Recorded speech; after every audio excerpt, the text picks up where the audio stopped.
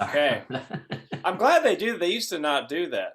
They used to just like, there was a little red dot recording, and then that's it. Just Big Brother. At least now they tell you. Well, on that note, hi, my name is Mo Shafeek, and I'm here with Spencer Hickman from Mondo and Death Waltz Records, and we are pleased to be sitting here with Josh Kaufman and Justin Rubenstein from The Blasting Company. Hi, guys. Hey, guys. It's been a long time. We've got a truly multi-coastal conversation here. Sorry about that, Spence. Go ahead. Yeah, no, I was just going to say, I'm trying to think the last time. When did we had a drink with you guys in LA? When? Oh my gosh, was that 3 years ago, maybe? No, it was January 2020. It was right before it all happened.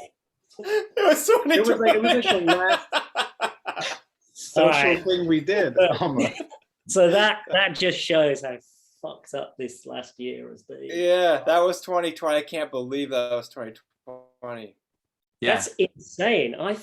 Feels like it was years ago that I saw you. That must have been 4 years ago at least.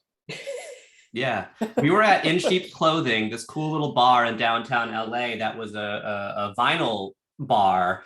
For those who've never been to it or heard of it, unfortunately, it's closed now. We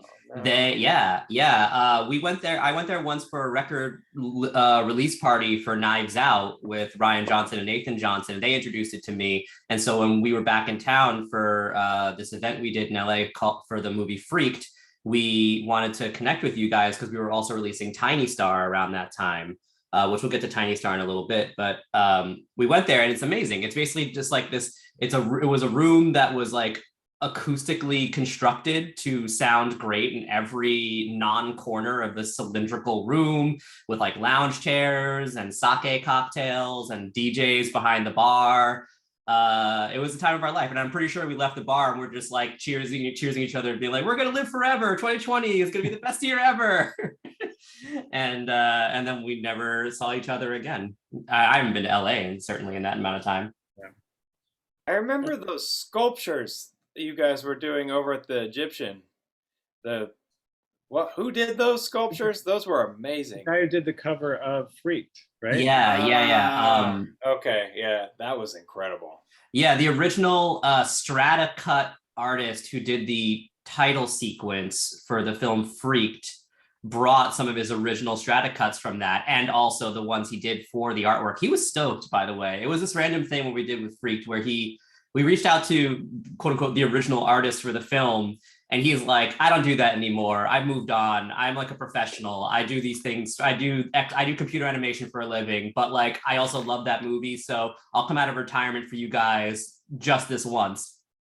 And then he was like, okay, actually, I'm going to record the entire thing and do time-lapse videos to show you how complicated it really is.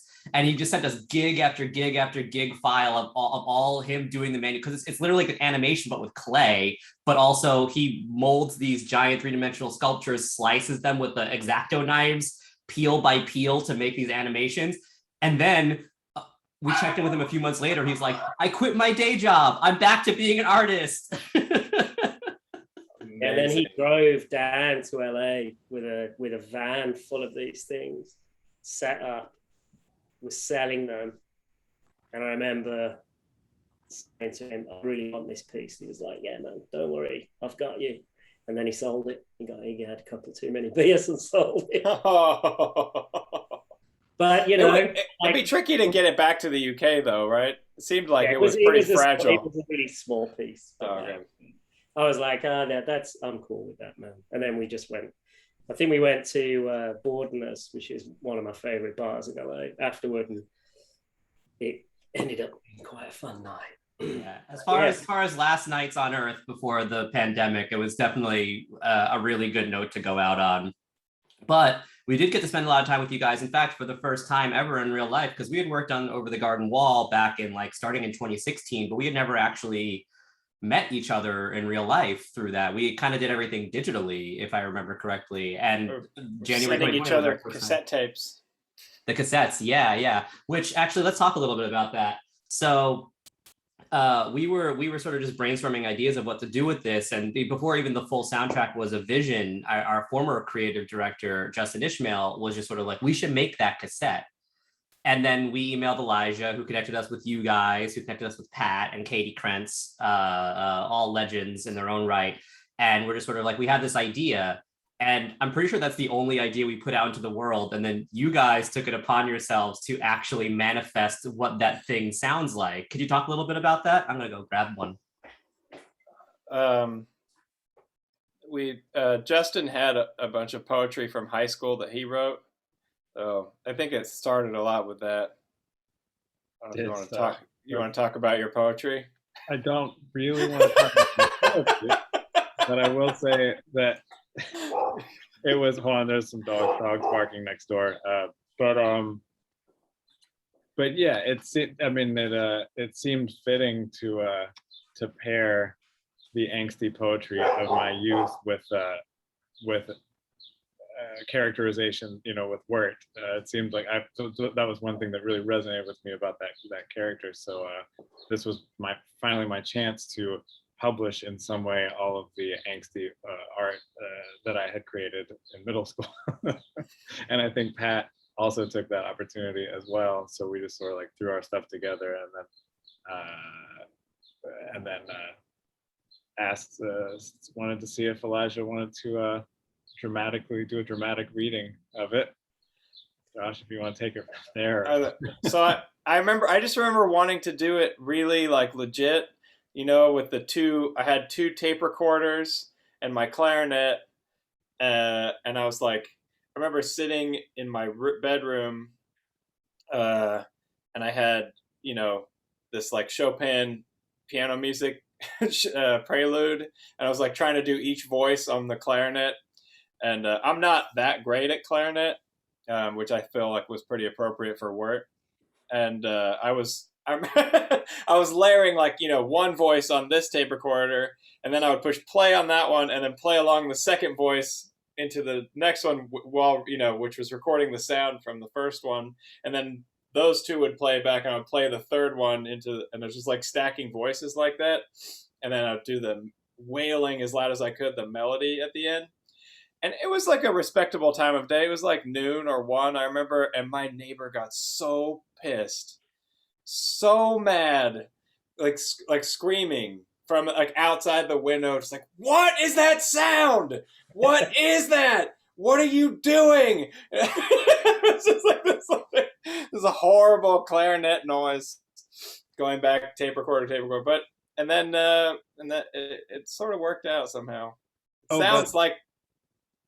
sounds like we're trying to play clarinet, I think. Mm-hmm. And then speaking of layering, and then also like the pandemic and the way everyone's having to do this stuff like virtually. I don't remember who had the idea, but we brought in the kid who did Greg's voice too, and sent him like a script to read, and he sent us recordings of the script so that we could have interjections of Greg recording himself walking in on the tape, and we tried to like dramatize them in the studio with like door slams and Elijah getting mad at him and stuff like that. And it was really fun. It was like a radio play, sort of. We like tried to do like little like interstitial moments with the radio. Anyway, I think my favorite moment on the thing is Pat was Wirt's dad. Remember that? There's like a little Easter egg of which I felt like he is Wirt's dad. Yeah, it's truly actually like, I mean, there's been comic books and other things that have sort of sequelized, or rather like, sideways sequeled the show, but like this cassette to me is like the true like addendum or appendix to the series itself, because of those Easter eggs, like the idea of you getting that little additional color to Wirt's character background, and then the additional context of Greg interrupting this legendary cassette, this thing that like this inciting incident. All those things are so fun because it's two-sided. For those who have never listened to it, the first side plays it completely straight, and it's not really until you get to the second side, if I remember correctly, that the experience starts to break down, because you start to hear people coming in and affecting the experience of what will ultimately be this thing that he never wanted to get out, but it did in some way, and it's a truly sublime experience. We've discussed the idea of maybe making more of them. It's a little bit more complicated than people may think, but we do want to get those out into the world. But if you're curious, there are illegal ways to listen to it, I'm sure. But another side project from that whole experience was Tiny Star, which again we mentioned at the top. We had gotten together to celebrate the release of that.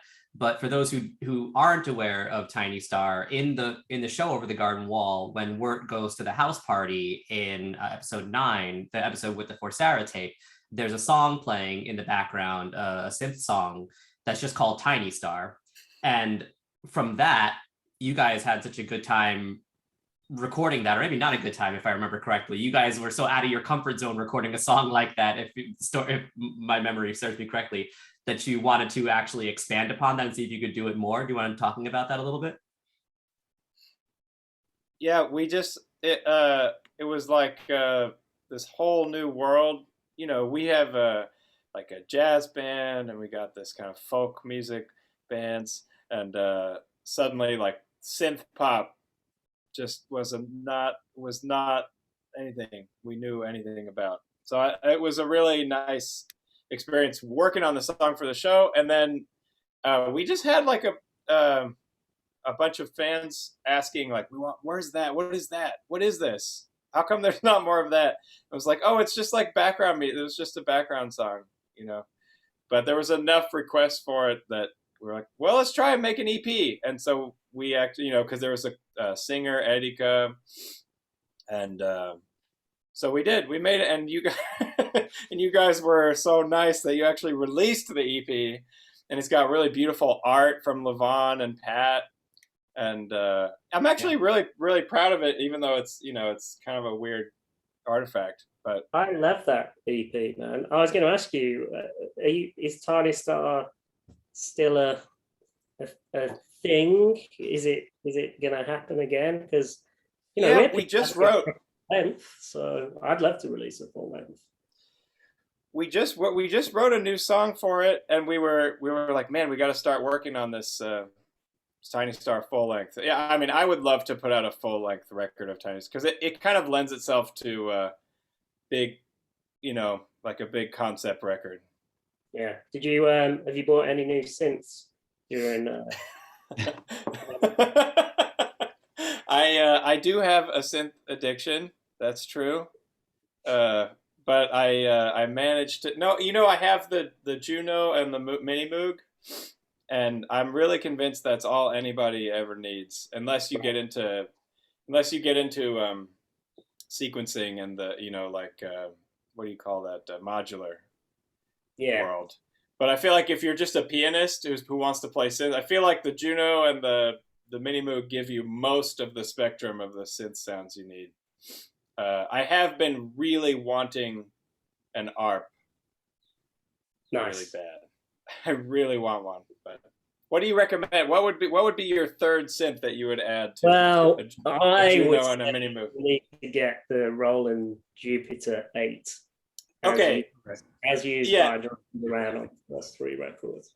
Jupiter 8, right, and then also, you know, the dream is to get the Vangelis. What is that? The big one. The TS80. X80, right? Yeah, that would be kind of a dream with the aftertouch, you know, where you can really, There's a Russian company that just put like a clone of that out, but it's inside. I'll send you a link to. I can't remember what they're called, but it's the most insane thing I've ever seen, and it's just like whole touchpad system. Oh, and it's like the most kind of Blade Runner-esque thing. It's incredible. Like, I heard Yuli from Behringer's trying to make his clone of it. Right. Yeah. Well, that doesn't surprise me. He's going. I mean, his 4-voice Mini Moog is pretty awesome. for for 600 or $700. Yeah, yeah, their stuff's pretty affordable, right? Right, I it's think like the lowest end analog synth, but it's it's analog. Yeah, how is songwriting going now that you guys are on opposite coasts? Kind of better.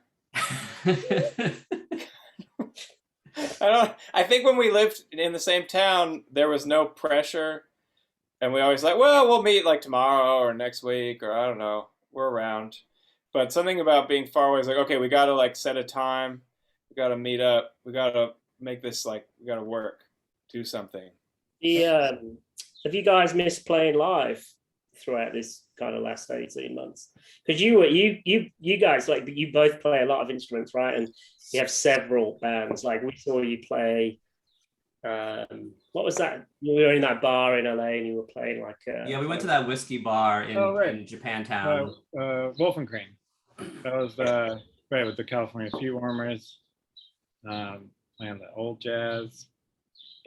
We did, Josh. No.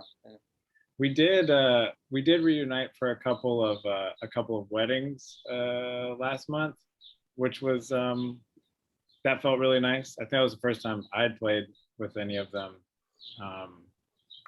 and yeah, I think for me, because I've been in Tennessee most of this time, I think for me it was just like writing and playing live are really just like ways to not dreadfully miss my friends, so, and my brother. So like writing with Josh is just it was a way to like not miss him and to be closer to him. And then playing with the guys, I mean, obviously we caught up over the phone and stuff like that, but there is some weird communication that happens when you're playing music with people, and it's just different, and it's what we've all grown up as a family doing. So there was like something just really nice to just like sit and zone out for 3 sets of music at a wedding, and then like stand awkwardly in the corner being useless and like snacking on hors d'oeuvres and stuff like that. Whatever, all that stuff is like, it sometimes like gets really quotidian, but like when you don't have it for a year or so, like you realize that like that bonding is just absent in your life. And so it felt really, really special to get to do that. And then unfortunately I had to leave again, but fortunately that also means that every time it happens, it will just be like another really, really special moment. We'll never get that chance, or like at least in the next year, I won't have the opportunity of like feeling like, oh gosh, gotta throw my suit on and play another gig to a bunch of people who may or may not be into, it's like this was really nice. So like I think with a lot of people who survived this thing, there was an element of helping you stop and smell the flowers, a bit. And, those were good smelling flowers. I missed it horribly. I still miss playing live. It's it's really it's special thing. Play music. Well, Spencer, a couple of years ago, because Spencer works for a film festival in LA called Beyond Fest, and he had always had dreams of getting you guys to actually play Over the Garden Wall live. Have you guys ever actually done like a full set Over the Garden Wall? We did it once at Gallery Nucleus in Alhambra, and it was great. It was like way better than I thought it was gonna go. But I still have. We should plan to do that next year. So it's really fun. Let's commit. How many people do you need to do it? Between 5 and like 12. Okay. It depends on how extreme you want to go for everything. I did, I really missed a lot of the string stuff. I really wanted to do it with strings, and we couldn't that time. I would love to do even just like 8. If we could do it with 8 people and have strings, that would be really good. We had Pat there though, and Pat sang, and that was cool. And Frank Fairfield came and sang, and Janet. Frank Fairfield plays the what is he again? The baker. Oh yeah. I forget. And then I don't know if Duran sang the Highwayman song, but I think Janet Klein sang the other Mrs. Langtry. Yeah, she sang her song. So it was cool to have like some of the other voices from the show came and sang. Yeah. Unfortunately, I guess Colin Dean Greg will never have that voice again to do Potatoes and Molasses. Oh right? my gosh, that's true. Yeah. And like a baritone or something. the boy who sang the sad potatoes at molasses is also he's also 18 plug now. Opportunity. There's an opportunity for a plug. Yeah, he just released his first single. It's like a pop single. Oh, no way. Great. Yeah. Really, really good. Oh, cool. Yeah, send me a link. I'd love to check that out. Yeah, he's starting a music career.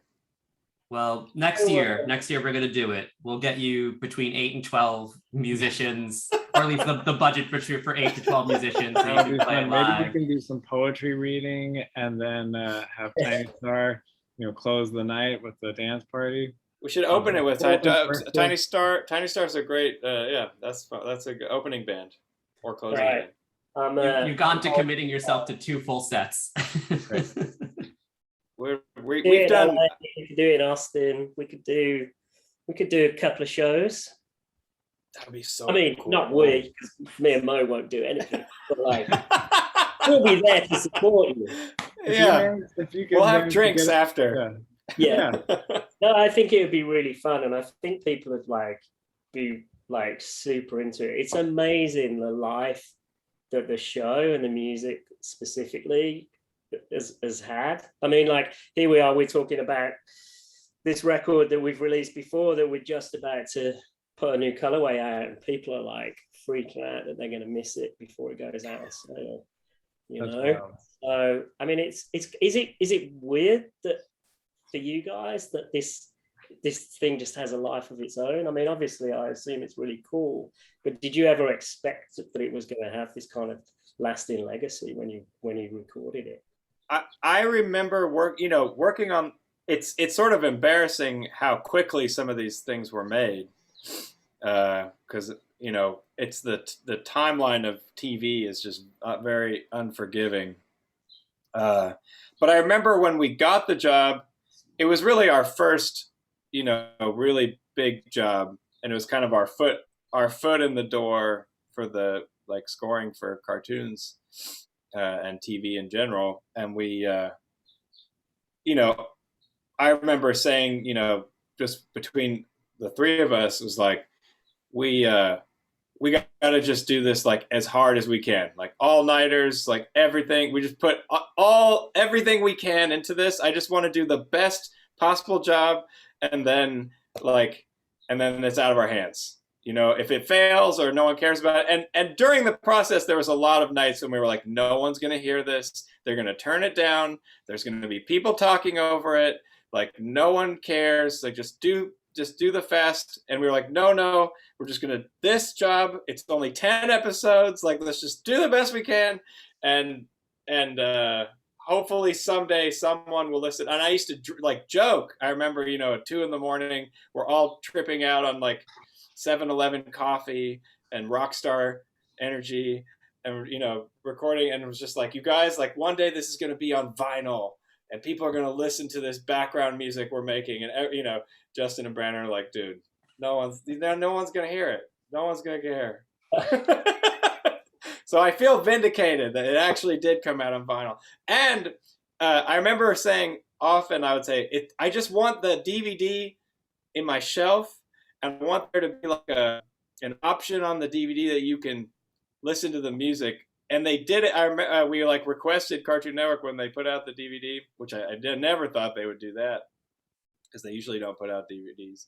And then and I was like, can you put a composer's cut option where it just turns off the dialogue, which seems like a totally ridiculous request, but they were down. And I feel like the dream happened while we were working 3 a.m. It really sucked working on it. It was, it's great. I mean, Pat is a wonderful to work for. It's not nothing about that. Just it was really hard, and we weren't, you know, there wasn't enough budget to actually have real instruments for every single voice in the, you know, every song. And there was, you know, they were paying one composer to like probably do it on his computer, and we were three composers playing everything, hiring French horn players, like, you know, freaking out about all this stuff that no one wanted us, no one, you know, except for Pat, but no one at Cartoon Network cared. They were like, dude, you could just do this with a sampler and, you know, strings sample. Like, why are you hiring 4 cellists? Like, what's wrong with you? Well, your hard work paid off, because it's one of my favorite things that we've ever released on this label personally, and it's also something I go back and listen to all the time. You know, with the accessibility of Spotify, like I sometimes will just throw it on in the middle of the album sometimes just because I want to like revisit it. You know, particularly around this time as we're getting it back on our shop. But you know, we've taken up plenty of your time this morning. I know it's early for both of you guys, so I wanted to say thank you so much for chatting with us, and let's do more Tiny Star, and let's do Over the Garden Wall live next year sometime. Yeah. Oh, thank you so much for everything, for being conspirators with us and friends and fun to hang out with. Hope we get to hang out soon. Yeah, I mean, absolutely. we're doing it now, and I'm sorry to be prematurely nostalgic about it. Zoom doesn't have the same. No matter how much whiskey I sneak into my tea. Well, it's too early for me, really. But I did finish this last night. Yeah. Long Branch bourbon. She's really good. But yeah, I'll be looking forward to having an old fashioned with you guys for sure at some point in the future. Maybe Mo and I get to have a halvesies. You're coming to LA, right? I am coming to LA in September. It was supposed to be August, but now it's September. But yeah, I'm coming out for a Mondo event at the Draft House. But when we do, yeah, we'll have our little party, and then we'll Zoom call you. We'll FaceTime with you guys. Spence will be fast asleep for sure, but Justin may be able to participate. Maybe waking up. He might be waking up. That's true. All right, guys. Thank you so much for your time. Thank you. Good to see you guys. See you soon.